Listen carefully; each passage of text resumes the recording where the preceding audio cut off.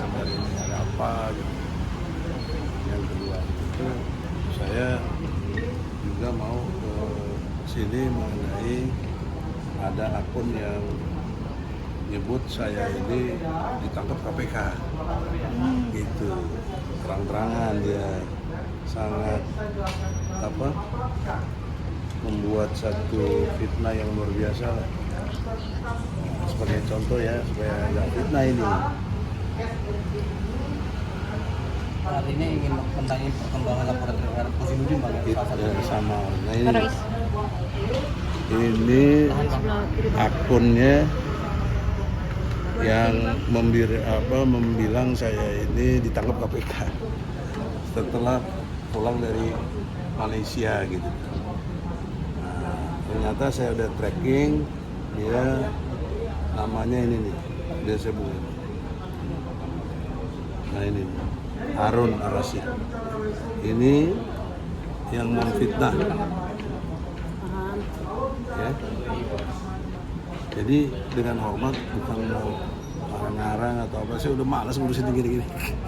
Tapi ya karena disebut-sebut terus, apalagi ditangkap KPK, ini luar biasa fitnahnya. Saya aja di sini kok ditangkap KPK, gimana sih? Kalau yang ini udah dilaporin? Baru akan.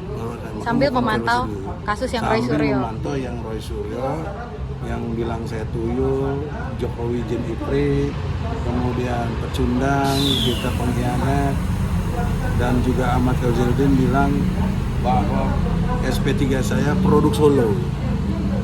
Padahal kan SP3 itu produk dari DPR dan Presiden, kan undang-undang pasal 5 ayat 1 junto pasal 20 21 UUD 45. Bang, pelaku ini pertama ada terkaitan dengan kasus Jaji Tugul nggak? Yang kalau menurut saya dugaan ya masih ada, ngapain dia begini-begini. Kadang-kadang mungkin dia buzzernya sana belum terkonfirmasi dengan baik, ya saya nggak tahu. Tapi ini namanya ke polisi lah. Saya nggak mau terjebak dalam podcast. Nanti nggak selesai. Harus memproses, saya kira itu. Oke, hari ini membawa bukti apa aja Bang mungkin Bang? Kenapa? Bukti untuk Ya itu melaporkan tadi, apa saja? yang apa namanya di Akun tadi? Udah saya bawa, udah kasih lihat tadi kan. Bang, ini maksudnya kan laporannya bilang Abang itu tertangkap KPK. Nah, mungkin Abang mengetahui pemberitaan itu kapan dan Minggu lalu saya tahu, udah lama. Maksudnya lama dari segi waktu ya, kan harusnya segera. Ngapain? Suasana lagi lebaran bagaimana ya begini? Baru sekarang lah orang udah pada masuk kerja. tapi udah berusaha menghubungi yang bersangkutan. Sudah, saya udah ngomongin Dirkrimum, udah konfirmasi. Ini bisa dilaporin katanya. Nah, makanya saya mau kesini. Tapi menurut saya, tugas polisi aja langsung. Kenapa jadi saya harus lagi lapor-lapor? Ini kan udah delik umum. Bang, ini kan bisa dibilang, Sebagai pelayanan kepada rakyat. bisa dibilang ini masih berhubungan dengan kasus ijazah Jokowi. Bang? Ya udah pasti iyalah. Karena kan inisiasi dia membuat satu berita saya ditangkap KPK setelah pulang dari Malaysia. Waktu saya sebelum ke Malaysia pulang dari Solo gitu. Jadi kan kaitannya ke situ. Siapa itu? Nah itu saya dengar juga. Kalau itu saya mau ingin tahu juga. Karena yang ngomong Rismon kan. Iya. Yusuf Kalla bilang, bukan Yusuf Kalla dituduh oleh Rismon dan itu mimpin persoalan ijazah ini juga atau ikut-ikut campur dan keluarin uang 5 miliar. Nah itu perlu ini Yusuf Kalla orang penting. Dia wapres loh, 2 kali wapres. Nggak boleh dihina-hina begini. Dia abang saya juga di HMI, nggak boleh. Makanya saya prihatin. Nah, seperti saya merasa diberlakukan KPK, saya datang ke polisi. Kan? Tempatnya di polisi lah, melayani, melindungi. Nah, Tanggapannya RJ untuk Rismon hari ini apa, Bang? Kalau Rismon, secara ilmu hukum ya, nggak boleh dapat RJ. Alasannya? Alasannya, pasal yang dituduhkan kepada dia 12 tahun. RJ boleh terjadi jika tuntutan dalam pasal itu 5 tahun ke bawah. Kalau ada 5 tahun ke atas nggak boleh. Itu ilmu hukum. Jadi kalau dapat RJ saya bingung juga. Walaupun Jokowi maaf atau si Gibran maaf, nggak ada urusannya sama hukum. Itu Itu dia nggak ngerti.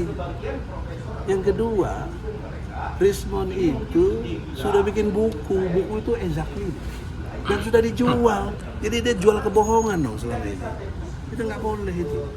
Bisa yang pernah beli buku merasa ditipu bisa lapor tuh, dirugikan. Ya. Yang ketiga, Rismond itu bukan advokat. Dia klaim penelitian. Dengan dia klaim penelitian, itu tandanya dia sudah exactly memastikan benar. Bahkan dia sebut 11.000 triliun. Nah, konsekuensi logisnya buat Roy ini, dia kan objeknya sama. Ijazah S1 dengan Rismond. Rismond menyatakan hasil penelitiannya keliru, salah total, bahkan minta maaf dan lain sebagainya. Maka logikanya bagaimana 99,9% yang diteliti oleh Roy jadi benar? Pakai dong logikanya. Kalian kan pers juga punya logika. Bagaimana? Nah, jadi sekarang ini Allah buktikan ya. Saya selama ini difitnah-fitnah dan lain sebagainya. Saya bukti sampai detik ini tidak ada satu video saya yang bilang Egy minta maaf sama Jokowi. Tidak ada. Dituduh uang, mana buktinya? Apa? Harus ada 3 loh. Faktanya mana? Datanya mana? Berupa foto dan lain sebagainya atau transfer. Dan yang ketiganya saksi. Kalau nggak ada 3 ini nggak boleh. Nah yang paling hot lagi sekarang DHL ada yang ketiga tuh. Kaitan yang selingkuh atau apa? Ya. Nah, ini DHL yang saya nggak punya ilmunya. Iya.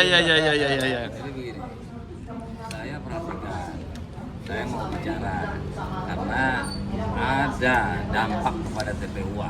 TPUA itu sendiri maknanya adalah tim pembela ulama dan aktivis. Strong point-nya ada kata-kata ulama. Dan Bang Egy juga ya, bukan ulama dia punya hampir. Jadi ciri-ciri seperti itulah komunitas TPUA. Nah, diklaim oleh UGM bahwa Dr. Tipa itu adalah mewakili kami TPUA dengan Roy Rismond. Padahal Tipa itu tidak pernah saya undang secara resmi maupun lisan maupun chat WhatsApp. Yang undang cuma Roy. Cuma Roy, saya minta bawa Rismond, ya kan? Nah artinya boleh-boleh aja lah.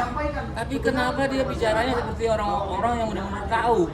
Namun nyatanya bilang nggak kenal sama saya ketika di sebuah stasiun televisi ya. Itu kan dipertanyakan ingatannya, kecerdasannya, ya kan? Padahal dia pada hari itu dia podcast dengan sebuah podcast video ya, STP ya.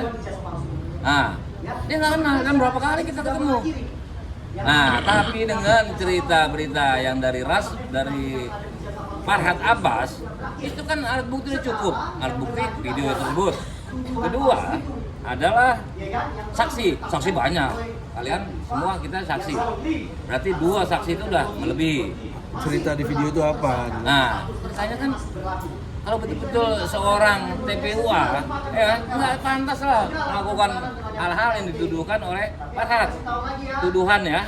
Nah, untuk membela diri, kenapa dia nggak lapor? Sebelumnya bukan Aswan juga ya, Andi Aswan. Dia bilang hoak, cuma seperti itu bukan sebuah upaya hukum, ya kan? Kalau dilaporkan lagi repot ya sama Andi Aswan, ya kan? Karena Andi Aswan kan memperlihatkan, mempublis ini loh chatnya, begitu loh, ya kan? Kok cuma seperti itu, harusnya dilaporkan kalau betul-betul dibohongi, difitnah. Begitu juga, nah begitu juga hal terkait tuduhan dari para Abbas ini, ya, dari para Abbas ini juga sudah ada komplit alat bukti saksi. Nah kaitan dengan Refli Harun. Nah, Refli Harun adalah pasangannya bang. Pasangan apa maksudnya ini? Tifa. Pasangan apa maksudnya Pak? Ya itu menurut para Abbas nanti dipertegas saja. Kalau Oke. menurut saya ya pokoknya negatif lah. Si Akri. Hubungan yang bukan kepada pasangannya. Nah, apa upaya hukum yang harus dia lakukan? Refli kan nggak perlu saya ajarin, ya. Dasar dan hukum. Jadi kita publik nih, ya berhak ya, apalagi kita TPUA yang sudah dibukukan. Ada korbannya kita, ya, dengan perilaku mereka ini. Nah, harusnya istri Refli Harun minimal dituduh suami saya itu oleh FA atau istri atau suami Tifa. Karena ini delik aduan bukan delik absolut. Boleh, karena merasa suami saya, merasa istri saya. Seperti itu dong, kalau seperti ini publik bisa, ya kan? Nanti kembali lagi kepada kami. Ternyata perwakilan TPUA-nya modelnya seperti itu. Ya kan? Dugaan berapa persen mengandung kebenaran, Bang? Nah, sekarang gini, kalau saya jadi Sesuai Farhat, ente bilang ya, walaupun dikit namanya dugaan bisa jadi beneran ini. jadi gini. Jadi